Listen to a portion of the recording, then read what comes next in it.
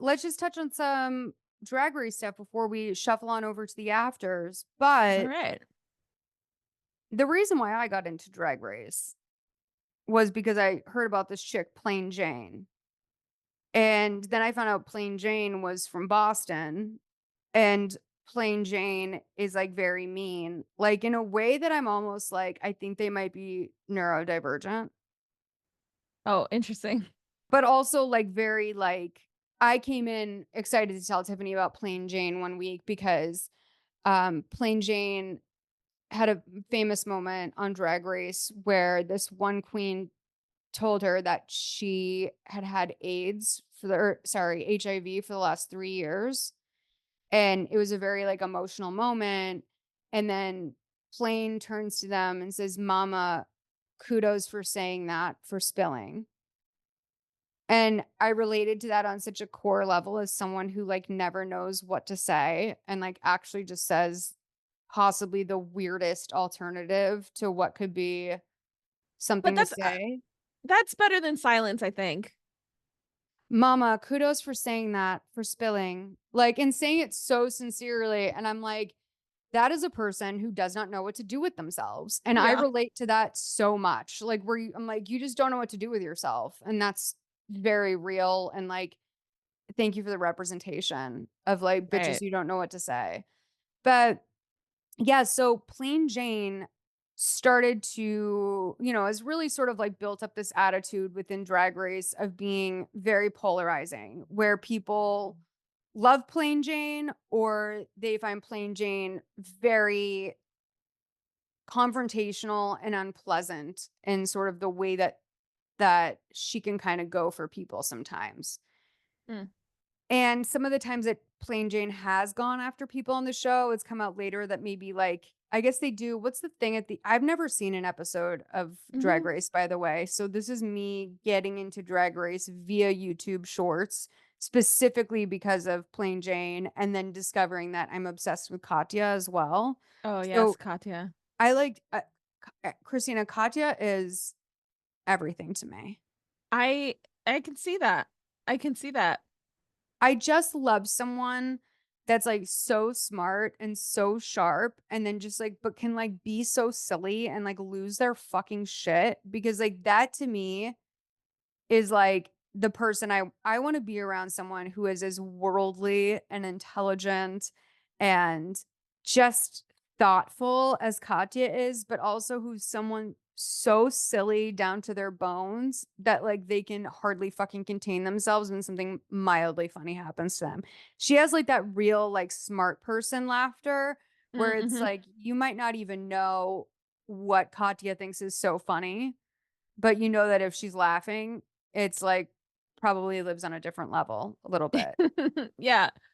I have loved Trixie and Katya since I saw them on their Drag Race seasons initially, and then they both came back for All Stars, and then they had a Vice show for a while, and I have you Trixie has a documentary that kinda Well, highlights, like, it's a kinda so turbulent time in their friendship also, so I and yeah, I learned about like, as I was getting into Katya, literally one day I log on twitter.com, and this was at the exact same time, and Katya is saying that she has to go away because mhm. she's struggling with her sobriety, and, like, a lot of people went straight to, like, "Oh, Katya relapsed," and I was like, "That's not really what she said." No. Like, Yeah. she said she's having a hard time with her sobriety, and, like, that doesn't always mean a relapse, but Katya has since sort of, like, offhandedly said that, there was a relapse, but it was, like, with inhalants, which I was like, "What does that even mean?" Mm. Like, "Are you huffing?" Mm. You know? So, anyway, so Plain Jane decides to get online and say, "Will I get tomatoes thrown at me if I say Chappell Roan's love for drag feels performative as fuck?" Wait, What? why did you say her name like that? 'Cause that's how they spell it. Oh, okay. They say CHA space PELLE dash ANNE, and I think it's because, like, people were finding out about Chappell Roan now are Or is it like that thing where, like Like, you know how people put like asterisks when they're spelling Taylor Swift's name because they don't want to be harassed by Mm-mm. fans. No, it's making fun of like because I went through a little bit of a Chappell Roan K-hole on TikTok recently, and there's a lot of people that really like her, but they're not people who are like really online, so they might not know Right. that her name is Chappell Roan, which when I look at the name, I'm like, I don't know how else you could Well, I don't know why that's you would why think Chappell Rowan or whatever, like what I see sometimes people call her. Like, I'm like, how do you get Chappell Rowan from that? Like, are you okay? yeah, that's why I asked you because like she has said in separate videos like my name is Chappell Roan and you're like people were pronouncing it wrong or whatever. But I do fall into the like Rowan every once in a while. It slips out. No, so if you click the link in No, the no, no, I saw. Yeah, yeah, yeah. doc, so it's Chappelle Rowan's love for drag feels performative as fuck. Monkey covering their eyes emoji. No shade queen, secure the bag. And then a second follow up tweet that says, I'm all for artists performing and celebrating drag. I'm just a skeptic being skeptical. And what I think Plain Jane might be focusing on here is that Chappell Roan like considers her performance to be a performance of drag. And it's partially, I would say, informed by the fact that Chappell Roan goes crazy with the sort of concept looks with like the really heavy makeup and like hairstyling and sort of like getting really big and crazy with it in a way that is, I would say, similar to drag. But here's the thing with drag, and this is just my understanding of it because I've often said that I think like when for example like someone like Taylor Swift, like when you see her around, she's literally wearing like free people and like is so like just sort of like very regular degular. But then when you see her on stage, I almost feel like there's elements of drag to Taylor's performance where it's like seems like more than just like an artist who's putting on a costume to me. It seems like a complete transformation. And so I've always felt that there's like inherently in pop, there are elements of drag, right? Like Ariana and her big ponytail in the sort of thank you next era of her career, where she was just like big ponytail, like really like huge sort of wings on her eyes, like that sort of standard outfit of like a thigh high boot and a tiny skirt. Like there was something almost drag to me about the way that like she was or the way that I see Taylor sometimes. But I think Chapel, I think because like there's extra theater there that like there's an element of this that's dragged to her. And she said that this sort of meaning of what she's doing being drag came to her because she was doing a music video and she always has queens in her music videos and in her performance and she'll like blast the fuck out of their Venmos and stuff on her stories after a show so people can go tip the drag queens that were in her show, which I think is like such the right way to do it because a lot of people were upset with Taylor not including like drag performers, for example, during her very performative song, You Need to Calm Down. And at first I was just like, well, it's kind of like illegal to be a drag queen in like a lot of states in this nation right now. So it might not be the smartest idea to like bring up like local drag queens at a show like that. But like, I really feel if you're taking care of these people at like an audience like Gov Ball or something that was just Hmm. like the entire place was just there for her at that point. Or Bonnaroo, like the entire farm was out. Like I saw less of a crowd for Radiohead when I was at Wow. Bonnaroo than I saw for Chappell Roan this year. It was great. It was like the entire farm gathered Yeah, there.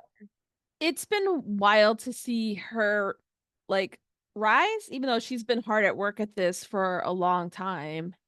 Just the last 6 months or so, seeing it all come together and seeing her stages get upgraded.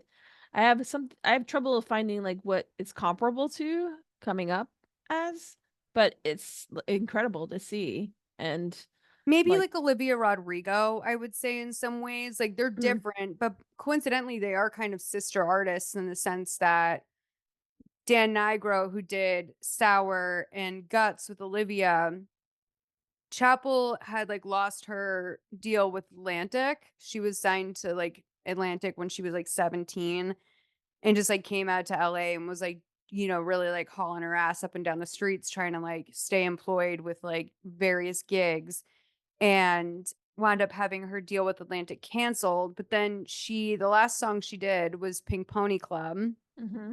which is sort of like her staple and in a lot of ways. And so that song was the last one she did before she sort of returned home after her deal ended. And she did that with Dan Nigro. Mm-hmm. And Dan then opened up an imprint under Island Records that I think was like an opportunity he was afforded because of his work with Olivia. And then he like basically he started this imprint so he could sign Chappell Roan. And then they Mm-hmm. like got back together. And so he's really been like a tutor of her in that way as well, like a mentor and really like investing in her. And I would say that like the way that driver's license was like a landslide crazy hit. I would say like even though Chappell's is more spread around like a little bit of a body of music, and she's not such an obvious buy in the sense that she's not this girl from Disney Channel, Mm-hmm. who was like on a hit Disney Channel show while this other career was blowing up. Like I would say that they both had really meteoric success. And I think that she will do very fucking well at the Grammys this year. Mm-hmm. I hope to see it. But But yes. plain Jane sort of saying this really alienated a lot of people because there's a lot of people who, for example, on the tweet that I linked, someone said Chappell Roan is a drag queen herself, but because she's not a gay man, her love for drag is performative. This is why Plain Jane didn't win Drag Race.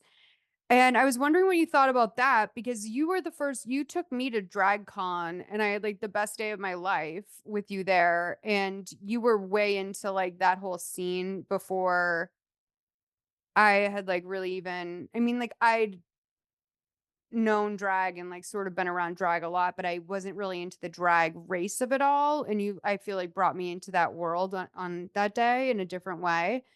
And I know you've talked a lot about like drag kings and like just over the years of knowing you. So I was kind of like hoping to get your temp on the idea that like in some ways drag does feel like an art that was really started by queer, specifically more gay men, Mm-hmm. but now there's like a much wider net for it. Like there's literally weren't there like straight men on Drag Race recently? Yeah, there was a straight male contestant, I think. Um, hold on. I was looking up one drag queen and then yeah, now I'm like, hold on. You mean cis man or a straight man? Well, Right, that's what you said. I mean a straight man, but like a cis straight man. Okay, yeah. There was a straight man named Matty Morphosis, that's the drag name, that was on Drag Race a couple years ago, season 14. He's the show's first openly heterosexual male contestant. And listen, I understand that part of like acceptance is maybe to a certain degree inclusivity, but I have to say that I think there's something really kind of fucking strange about a straight man feeling like he has a like wants in on that. I mean, Drag Race has gone under a lot of different forms because for a long time, Rue said that he didn't want a trans person competing on the show, even though a lot of contestants, after they would leave the show, would later come out as trans. And then eventually he did start having trans contestants on the show, trans female contestants on the show, And trans I do women. think that's important, right? Like to like I think, to me, that's there to me, it's different than, and maybe I'm wrong here, and I'm, like, willing to admit that maybe this feeling is off base or, like, there's nuance to it that I'm not considering, but there's something about a straight man coming into what's always been, like, in many ways, like, an inherently queer space, and being like, I'm gonna do this too." And it's like, maybe that's a good thing because it means, like, acceptance, but maybe it's also like, do straight men need to dominate or be a part of yet another category when arguably, like, straight men are also the cause of pain for a lot of people in marginalized communities? Yeah, so the interesting thing with Maddie specifically is that I'm looking at this quote, like, I identify as a cisgender straight man, but I'm gender nonconforming in my presentation. And I think there is something that I said also to, Chappell crossing over to the mainstream and like straight people partaking in this very queer person's queer art. But on the other hand, it is kind of like, oh, this is our sacred space, you know, sometimes we do need things that are just for a particular queer space audience. But I think the point of drag is more about skewering gender performance than it is about sexuality. And so when I see things like Chapel, who isn't straight, but she's a cisgender woman, partake in doing drag, it opens up what it means to perform femininity and womanhood in a way that isn't necessarily seen through a male gaze. No, that's a little bit what I mean about, like, Taylor Swift is, like, because I kinda latched on to the idea of her being, like, Taylor Swift, the public persona being a little bit of drag because, like, Taylor's not a particularly feminine woman. Mhm. And, like, Really? a lot of what? Really? I don't think so. Okay. I think that there's a lot of things about her that are a little boyish and other, and, like, I think there's a lot of reasons for that. Like, we can even separate the fact that, like, I am one of those demented gaylers, like, and which, by the way, like, I don't mean to be, like, in a place of extremism with it because, like, I mean, to be 100% clear, I think that she and Travis are in a real relationship, and it's absolutely insane to assume that PR goes to this level. Like, it just doesn't, you know? People have, like, a really warped perception of what PR is, I think, and part of Mm, that comes from Dumois, if I'm mm, being mhm. honest. Because, like, in reality, in terms of something being a PR relationship, a lot of times what that means is this is a real relationship, but we're gonna milk the PR. Right. And it's not like this is a fake relationship that was set up in a think tank by publicists. Like, Right. it's not like, believe it or not, I actually do think that Shawn Mendes and Camila Cabello, well, it could have been complicated. I do think they really liked each other. And, like, it's a little, like, naive to pretend that people would go that far. Mhm. But like, I've always sort of looked at, like, sort of like her hyper feminine stage persona as something that is, like, there's something a little draggy about it to me, and, like, there's also just, yeah, anytime you're in, like, a theater environment or on a stage, like, you are going to look your best and sort of, like, emphasize the things that are gonna be important for people in the cheap seats to even see, but it's, I don't know, maybe,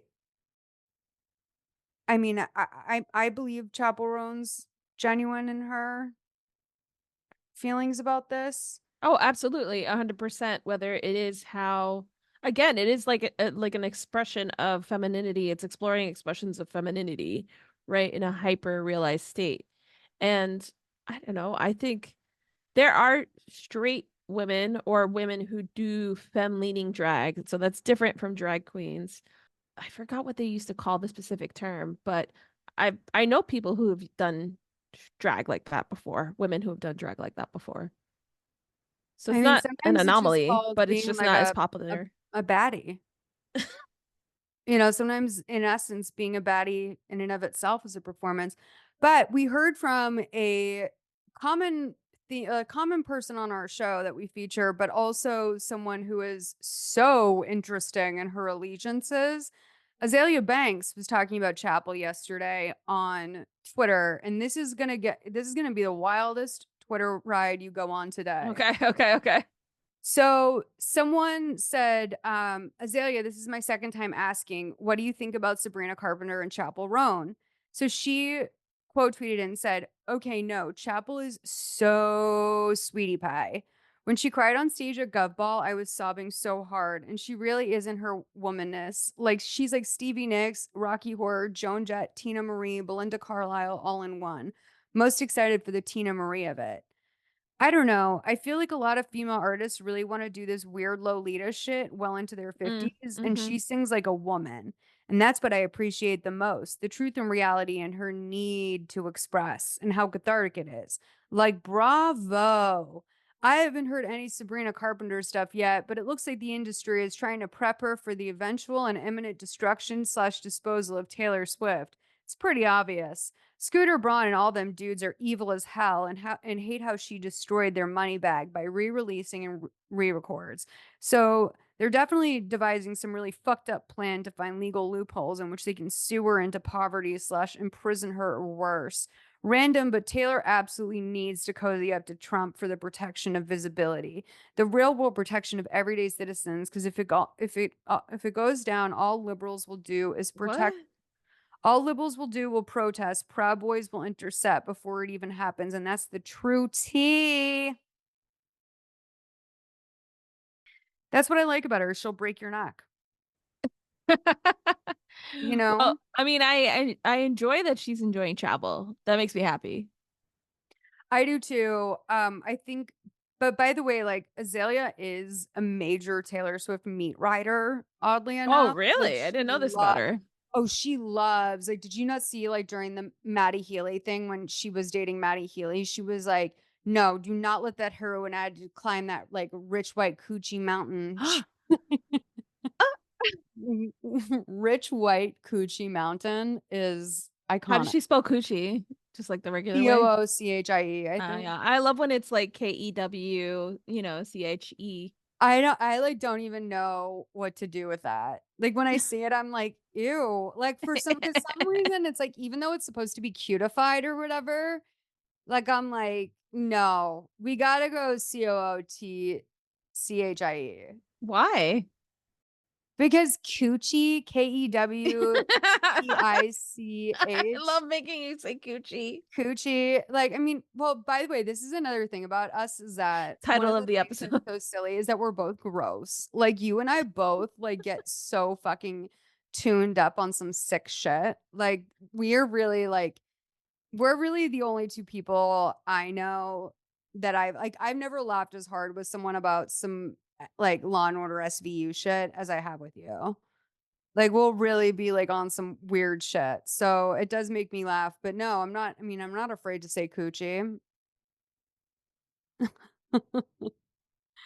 Okay, let's just do this last Punane. little. See, like Punani's rough. I'm not gonna lie, that one is rough. But I think you and I both saw that real sex episode when we were little kids, Yes. Oh my God. like the power of the PUSSY, and then Yes. like, and it's like, or like the power of the Punani or whatever. And we like that, like broke my young brain because I was like, what do you mean? Like, this is what people do.